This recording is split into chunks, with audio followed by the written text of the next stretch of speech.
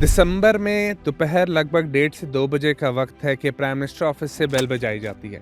PN हाजिर होता है और उसके हाजिर होने पर उससे कहा जाता है कि सेक्रेटरी को बुलाया जाए और सेक्रेटरी के आने पर प्राइम मिनिस्टर एक बहुत ही अजीब सा सवाल पूछ लेते हैं। प्राइम मिनिस्टर सेक्रेटरी से कहते हैं कि क्या आप मुझसे शादी करेंगी, जिस पर सेक्रेटरी का जवाब होता है कि आप तो पहले से ही शादीशुदा नहीं हैं। जिस पर प्राइम मिनिस्टर मुस्कुरा देते हैं और कुछ ही अरसे बाद निकाह की एक तकरीब मुनक्किद होती है, जिस पर उन्हीं सेक्रेटरी और प्राइम मिनिस्टर का निकाह पढ़ा दिया जाता है। लेकिन इस निकाह पर उनकी पहली बेगम हमीदा मोहम्मद अली बहुत ही आग बगोला होती हैं और एक ग्रुप बनाकर तमाम बाअसर ख़वातीन के साथ एक कैंपेन चलाती हैं, जिसके अंदर पॉलीगमी यानी कि एक वक्त में एक से ज़्यादा शादियां करने को बैन करने की पूरी कोशिश करती हैं, मगर नाकाम होती हैं। लेकिन वक्त के साथ पाकिस्तान के तीसरे प्राइम मिनिस्टर मोहम्मद अली बोगरा हुकूमत से बाहर हो जाते हैं, क्योंकि general Ayub Khan martial law announce कर देते हैं। उस ख़वातीन के ग्रुप में जनरल अयूब खान की बेटी नसीम भी शामिल होती हैं, जिसकी वजह से जनरल अयूब खान हुकूमत संभालते साथ ही पहला काम ये करते हैं कि वो मुस्लिम फैमिली लॉ ऑर्डिनेंस लेकर आते हैं, जिसके अंदर वो पॉलीगमी को बैन तो नहीं कर पाते, लेकिन वो एक मर्द की दूसरी शादी करने पर पहली बीवी से इजाज़त लेने को लाजिम करार देते हैं, जबकि इस्लाम में ये इजाज़त लाजिम नहीं है। आज की महफिल 4 शादियों के ऊपर है। ये एक बहुत ही सेंसिटिव मामला था, इसलिए हमें हर किसी ने कहा कि इस मौजू के ऊपर बात मत करो, क्योंकि ये हमारे यहाँ टैबू समझा जाता है। लेकिन हम यहाँ पर ना तो ज़्यादा शादियों को प्रमोट करने आए हैं, ना ही उन्हें डिमोट करने आए हैं, बल्कि हम सिर्फ ये चाहते हैं कि ये जो मसला या ये जो मामला जिसके ऊपर हमारे यहाँ सुबह शाम बात होती है, इसमें से अगर हम थोड़ी सी भी कन्फ्यूजन कम कर पाएँ तो हम इसे अपनी कामयाबी समझेंगे। और मैं ये ज़रूर कहूँगा कि इस महफ़िल में आप हमारे साथ आखिर तक लाज़मी रहें, क्योंकि जब तक आप ये पूरी वीडियो नहीं देखेंगे तब तक आपको हमारा पूरा मौक़िफ़ समझ में नहीं आएगा। और आखिर तक देखने के बाद चाहे आपने हमारी कोशिश की तारीफ़ करनी हो या हमें बुरा भला कहना हो तो कमेंट्स में कह सकते हैं, क्योंकि मैं ख़ुद एक एक कमेंट को बहुत तसल्ली से पढ़ता हूँ। तो सबसे पहले हमें ये जानना ज़रूरी है कि क्या वाकई में इस्लाम ने एक औरत के साथ ज़्यादती की है कि उसके शोहर को दूसरी शादी करने की इजाज़त दे दी है? क्या वाकई में इस्लाम ने मजबूर किया है एक औरत को अपने खावंद को शेयर करने के लिए?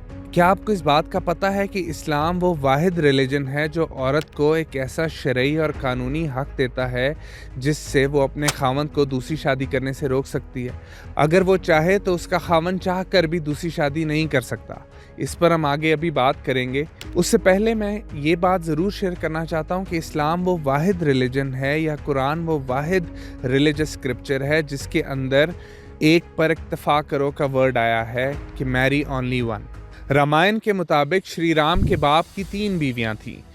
महाभारत के मुताबिक श्री कृष्ण की 16,108 बीवियां थीं। विष्णु पुराना के चैप्टर 24 वर्स 1 में लिखा है कि एक ब्राह्मण 4 बीवियों तक रख सकता है एक वक्त में। क्रिश्चियन बाइबल आपको अलाउ करती है कि आप जितनी मर्जी शादियां करना चाहें कर सकते हैं। अब्राहम की 3 बीवियां थीं, सोलोमन की 700 बीवियां थीं। ज्यूइश स्क्रिप्चर्स के मुताबिक भी आप जितनी मर्जी बीवियां रखना चाहें रख सकते हैं। ये तो बाद में जाकर 1950 में चीफ रबाया ने एक साइनॉइड पास किया, जिसके मुताबिक ज्यूज को एक से ज़्यादा बीवियां रखने पर रोक दिया गया। क्रिश्चियनिटी में भी बाद में जाकर चर्चेज ने बैन किया कि आप एक से ज़्यादा शादियां नहीं कर सकते। स्क्रिप्चर्स में कहीं पर नहीं रोका गया, सिर्फ कुरान कहता है कि मैरी ओनली वन। अब एक्चुअली में कुरान में क्या लिखा है? कुरान में सूरह अल-निसा में चैप्टर 4 वर्स 3 का मफहूम ये है, तुम अपनी मनपसंद औरतों से शादी करो 2, 3 या 4 में से, लेकिन अगर तुम्हें ये अंदेशा हो कि तुम जस्टिस नहीं कर पाओगे तो एक पर ही इक्तफा करो। तो ये कोई कंपल्जन नहीं है, ये सिर्फ अलाउ किया गया है कि अगर ज़रूरत पड़े तो आप कर सकते हो। ये कोई मुसलमानों के ऊपर फ़र्ज़ नहीं किया गया। लेकिन मसला यहाँ नहीं आता, मसला वहाँ आता है जब हम एक्स्ट्रा मैरिटल अफेयर्स को और इलिसिट किस्म के रिलेशनशिप्स को नॉर्मलाइज कर देते हैं और दूसरी शादी को गुनाह बना देते हैं। तमाम बंदे जो हैं वो गर्लफ्रेंड्स के ऊपर बहुत ज़्यादा फ़ख्र करते हैं और शादीशुदा मर्द भी अपने एक्स्ट्रा मैरिटल अफेयर्स बताते हुए बहुत प्राउड फील करते हैं कि हमारे इतने अफेयर्स हैं, जबकि दूसरी शादी को इस तरह का टैबू बना दिया गया है जिसमें आप एक अजनबी औरत के साथ एक रात नहीं गुजार रहे, बल्कि एक लड़की के साथ शरई तौर पर निकाह करके उसे इज़्ज़त, प्रोटेक्शन और अपना नाम दे रहे हैं। अगर कोई मर्द दूसरी शादी कर ले तो पहली बीवी के भाई आकर भी उसको ये कहते हैं कि यार ब्याह करन दी की लोड़ सी, बारो बार रख लेंदा। बीवियां भी एक्स्ट्रा मैरिटल अफेयर्स फौरी माफ़ कर देती हैं, जबकि दूसरी शादी के लिए कोई माफ़ी नहीं है। हालांकि शेयरिंग तो दोनों केसेस में हो रही होती है, لیکن ایک کے اندر عزت کے ساتھ نکاح کر کے ہو رہی ہوتی ہے جو کہ خدا کا بتایا ہوا طریقہ ہے، جبکہ دوسرا طریقہ وہ ہے جو کہ شیطان کا بتایا ہوا ہے۔ ہم نے تو ایون پروسٹیٹیوشن کو بھی دوسری شادی سے بہتر بنایا ہوا ہے۔ پروسٹیٹیوشن پر بھی لوگوں کو مسئلہ نہیں ہوتا، لیکن دوسری شادی کا ہوا بہت بڑا بنایا جاتا ہے۔ ریسرچ یہ بتاتی ہے کہ 20 سے 40% مرد جو ہیں وہ ایکسٹرا میرٹل افیئرز رکھتے ہیں، لیکن وہ ہمارے ہاں بالکل نارمل ہے۔ میں بالکل بھی ایک سے زیادہ شادیوں کو یا دوسری شادی کو پروموٹ نہیں کر رہا۔ پوائنٹ صرف یہ ہے کہ اگر ایکسٹرا میرٹل افیئر کے لیے معافی ہے تو دوسری شادی کے لیے معافی کیوں نہیں ہے؟ اسلام بالکل بھی یہاں پر عورتوں کو ڈیگریڈ نہیں کر رہا، بلکہ انہیں پروٹیکشن دے رہا ہے، انہیں حفاظت دے رہا ہے۔ کتنی ہی ایسی لڑکیاں جن کی زندگیاں برباد ہو جاتی ہیں انہی وجوہات کی وجہ سے، ان کو حفاظت دے رہا ہے۔ اور پھر بھی یہ کوئی کمپلسری یا فرض نہیں کیا گیا، یہ صرف الاؤ کیا گیا ہے کہ اگر ایسا کوئی معاملہ ہو تو اجازت ہے اور بس۔ اور ویسے بھی جس وقت ایک مرد دوسری شادی کر رہا ہوتا ہے اسی لمحے ایک عورت بھی ایک شادی شدہ مرد سے شادی کر رہی ہوتی ہے، تو اگر اس نکاح کو بلیم کرنا ہی ہے تو عورتوں اور مردوں دونوں کو کرنا چاہیے، صرف مرد کو بلیم نہیں کرنا چاہیے۔ ہم نے تو ایون اس ڈسکشن کو بھی اتنا زیادہ ٹیبو بنا دیا ہے کہ جب بھی اس چیز کے اوپر بات ہونے لگتی ہے تو تمام عورتیں مردوں سے کہتی ہیں کہ جاؤ پہلے نماز پڑھو جا کر 5 وقت کی، جاؤ پہلے داڑھی رکھو جا کر۔ اگر آپ اس کانسیپٹ سے کمفرٹیبل نہیں ہیں تو اتنا کہنا کافی ہے کہ ہم اس پہ کمفرٹیبل نہیں ہیں، بلکہ اس پورے کانسیپٹ کو غلط کہنا کہ نہیں یہ تو چیز ہی غلط ہے، وہ چیز صحیح نہیں ہے، کیونکہ یہ میسز کے لیے بنایا گیا ہے کہ سوسائٹی میں اور زیادہ خرابیاں اس چیز سے نہ ہو سکے۔ لیکن اس میں غلطی عورتوں کی بھی نہیں ہے۔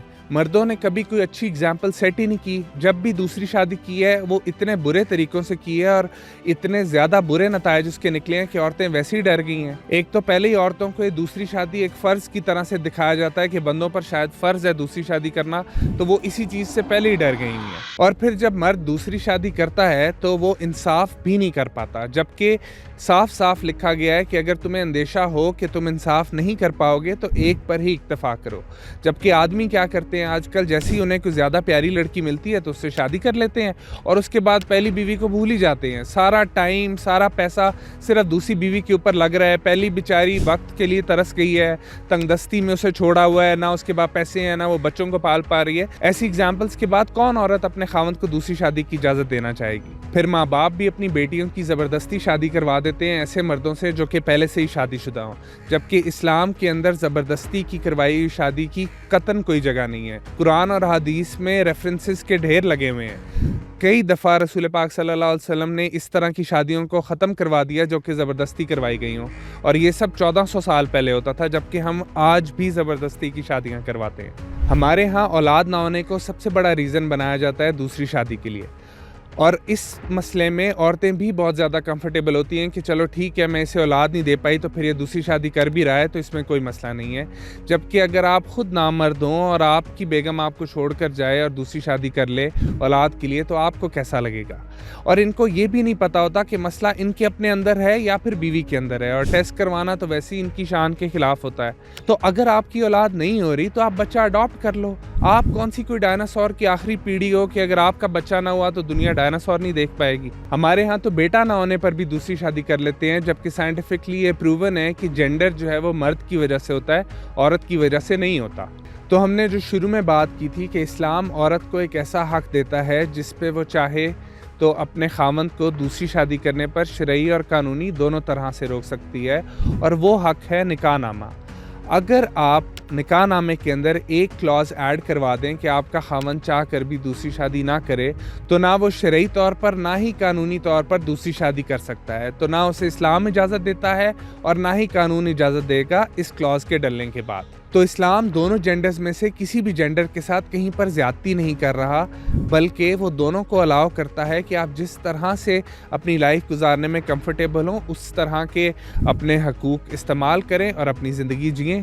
تو اگر آپ اپنے خاوند کو دوسری شادی کے لیے الاؤ کرنا چاہتی ہیں تو الاؤ کر دیں، اور اگر آپ الاؤ نہیں کرنا چاہتی ہیں تو صرف نکاح نامے میں ایک کلاز ڈلوائیں کہ آپ کا خاوند کبھی دوسری شادی نہ کر پائے تو وہ چاہ کر بھی نہیں کر پائے گا، نہ اسلامی طور پر نہ قانونی طور پہ، تو مسئلہ ویسے ہی ختم ہو جائے گا۔ اس لیے آپشن ہمیشہ آپ کے پاس ہے۔